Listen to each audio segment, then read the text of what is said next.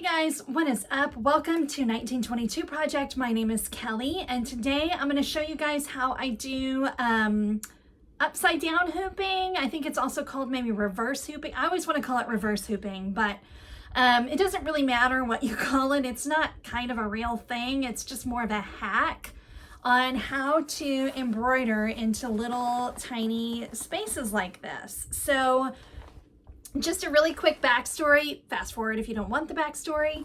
I have an order for, it's 12 shirts, jackets, etc. And then this random tote bag, no, it's a lunch bag.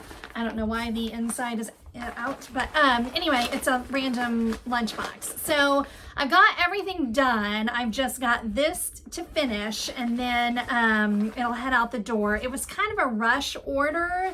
Let me show you some of the others. It was kind of a rush order, and it was a little bit of a pain because everything was different. Every shirt was different. Every jacket was different. And this is huge. It took, it's a 19-minute stitch out, which is not awesome.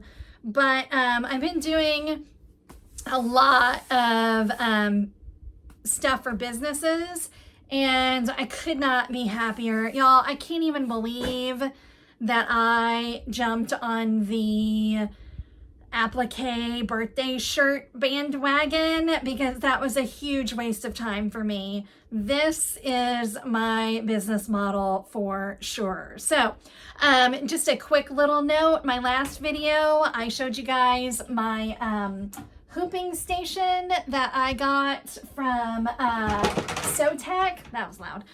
From Sotec, and I am not gonna lie, like I said, there's 12 shirts. When I started, I stuck with, I'm trying to find them. I stuck with my fast frames. I stuck with my old way of doing it.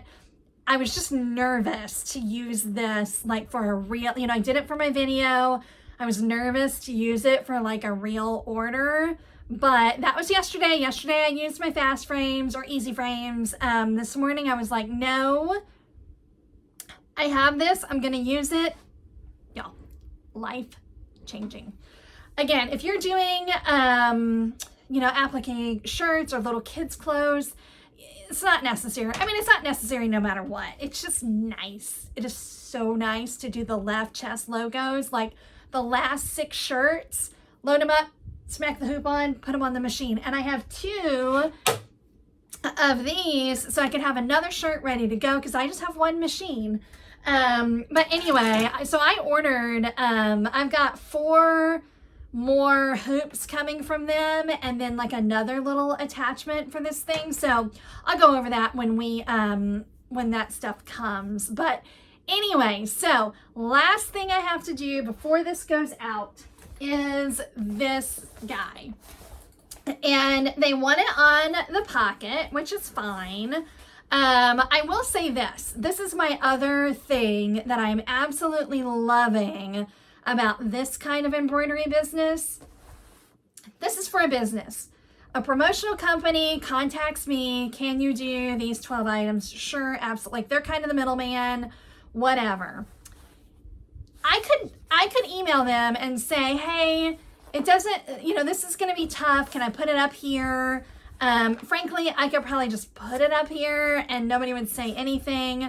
It's just really thick, and so I don't really want to do that. Businesses don't care as much. It's, I want these things, do your best, whatever. If you mess something up, a business is going to be like, oh, well, cost of doing business, whatever. Can you replace it? Sure, no problem.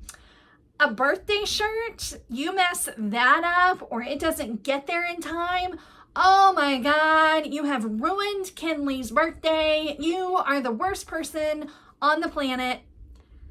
Y'all, I'm not into that. Plus, I don't have to ship anything. Like they just come pick this stuff up from my house. Anyway, so yeah, back to this, getting in here. So, but I did, again, it's just thick, and so I still want to put it here.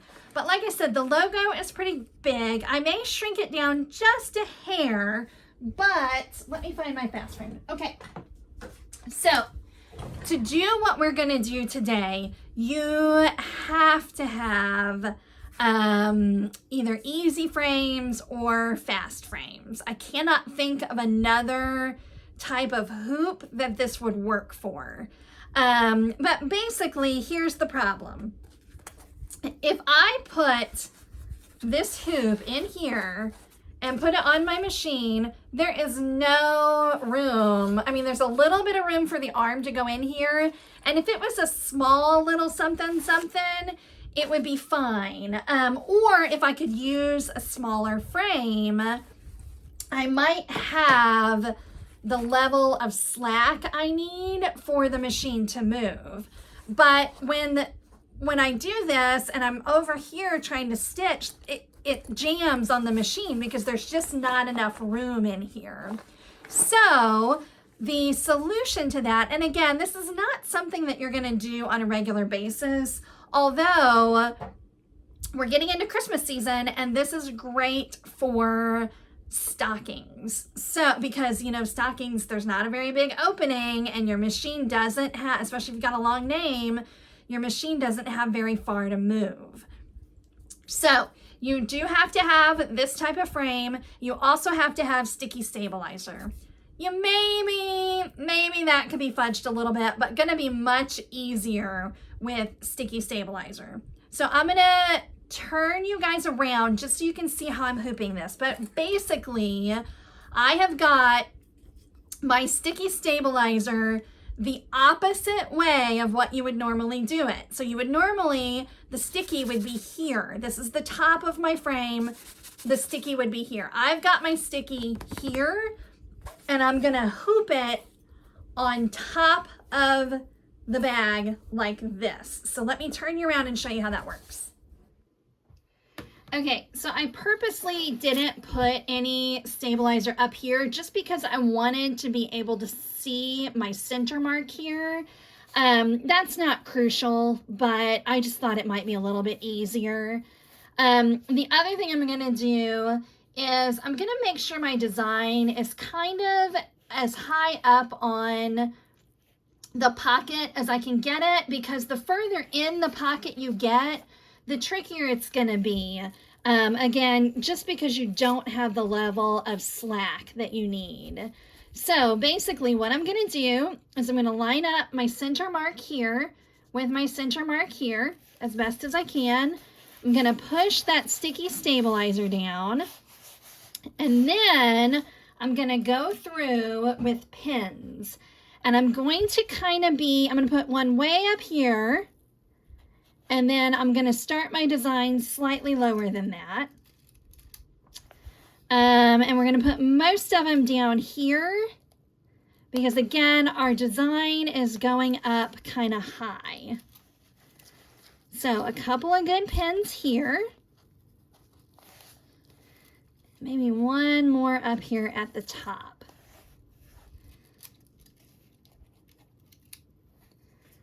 So now, when we put this on the machine, we have way more space in there for our arm to move around. Because it's not that this space is too small for the arm, it's that it's too small for the frame. So let me take you over to the machine. There's one more step we gotta do. We've gotta remove the sticky stabilizer where our design is gonna be. So there's a couple ways to do that, but let me take you over to the machine. Okay, so first thing I'm gonna do is I'm gonna go ahead and put it on the machine. And with this, I'm kind of, I know it's hard to see, but I'm just kind of, oops, hang on, hold the phones. I do not have, I was using my magnetic frames, so I don't have my, my frame for my easy frames, or arm, I guess this is called, my arm for my easy frames. So that's this guy. Okay, so I'm just kind of smushing it to make sure that these sides don't get caught up. And then put your arm inside there, a little finagling here. Now, the first thing I'm going to do is just check my size. Again, I may need to come down just a smidge. So I'm going to move it up. Like I said, the higher up you are, the more space you're going to have. So I'm up about as high as I want. I'm just trying to keep the sides from smushing the sides of the machine. Actually, if I had something heavy inside the bag, that would be nice. But okay, so pretty well centered there. I'm going to go up just a smidge more. And then we're going to mainly check our corners over here, because that's where you're going to run into trouble. So see how that doesn't cause any trouble at all. What I might do is once I finish this, I might show you guys what it looks like if you don't do it this way. I just realized I didn't really show that, so it may not quite make sense. But as you can see right now, the way we have it, everything is going to stitch out just fine. Now, do I need to sit here and babysit it? Absolutely, which is a pain, but we're going to get our job done. So the last thing that we need to do is, like I said, we need to cut away the stabilizer where our design is going to be. Two ways you could do this. You can just mark where your red dots are on each corner and cut it out, which is what I'm going to do now. Or the other thing you could do is do a basting stitch around your design and then, you know, do that. But I've already started this, so like the basting stitch would go all the way around, and then I could just cut out the stabilizer that way. But we already did it this way. I'm just going to take a pin. You want something, you know, obviously you're not going to use anything too sharp. We could take it off the machine to do this, which I might do. But basically, we're just going to go through and tear away the stabilizer so that it's not underneath our stitches.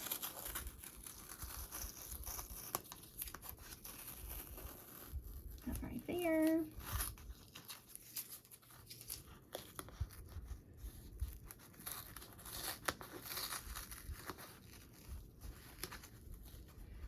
And obviously, well, hello, that's okay.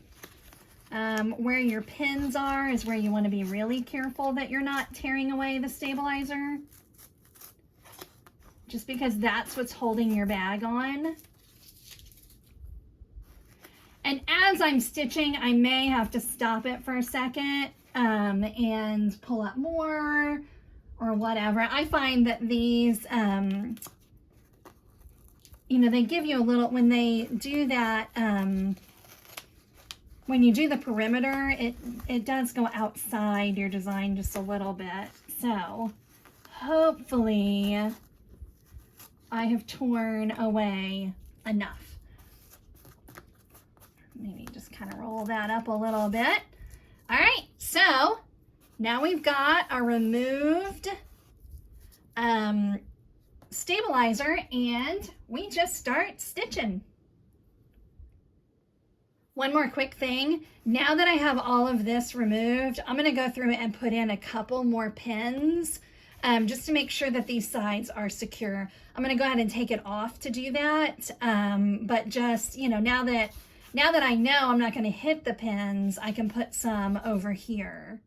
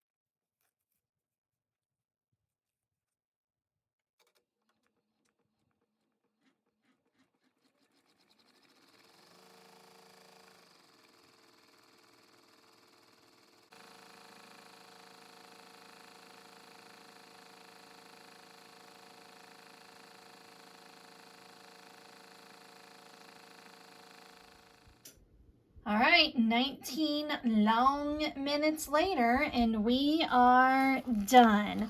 I did catch the stabilizer in a couple places, but rather than stop and fix it, I let it happen because I wanted to show you guys what to do if that happens. So, ta-da! Yay! Oops. Yay! Okay, so you can see in a couple places there's a little bit of stabilizer left. So it should mostly just kind of rip away.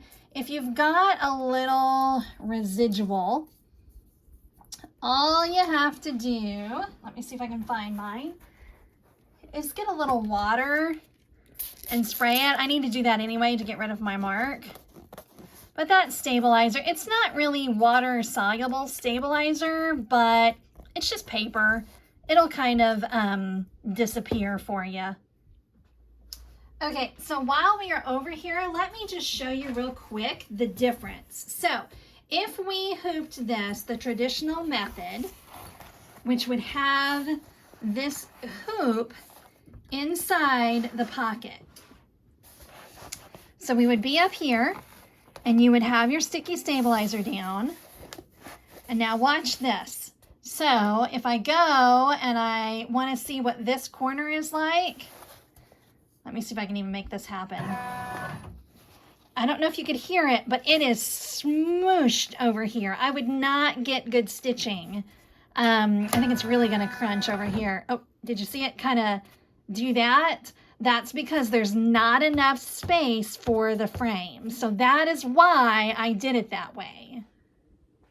All right, you guys, that is it. I did grab some tweezers to get, there was just a little bit more stabilizer left. So that's it though. That's how you get inside these tiny little pockets. Great for stockings. If I do any stockings this year, I'll show you guys this again. I do want to say that I did not digitize this design. They sent it to me and I don't think it's great, but they've used it before and didn't mind. I didn't like the way, sorry, I'm picking at it while I'm talking. I didn't love the way it stitched out and I don't like the look of it. But again, not my design, not my problem. So I can now email them, tell them to come get their stuff, and we are done with this for the day. I hope you guys are having a fantastic day. If you have any questions, you know what question comes up a lot is, what about stabilizer under here? You don't need it. Not on a bag like this. You wouldn't need it for a stocking either. I think overall we tend to stabilize a little too much. I'm certainly guilty of that. But this bag, I mean, this is not a thin t-shirt. It is a, thick bag. It doesn't need stabilizer. If you really, I mean, this is, again, it's a pretty dense design. So maybe had it been a little bit, had the bag been a little bit thinner, you could take a piece of stabilizer and just stick it under there. Or you can take your sticky stabilizer and stick it to the back of here before you do the hooping. So there are options for that, but for the most part, bags don't really need a whole lot of stabilizer, so if any. So anyway, if you have any other questions, leave them down below. I hope you're having a fantastic day, and I will talk with you later. Bye.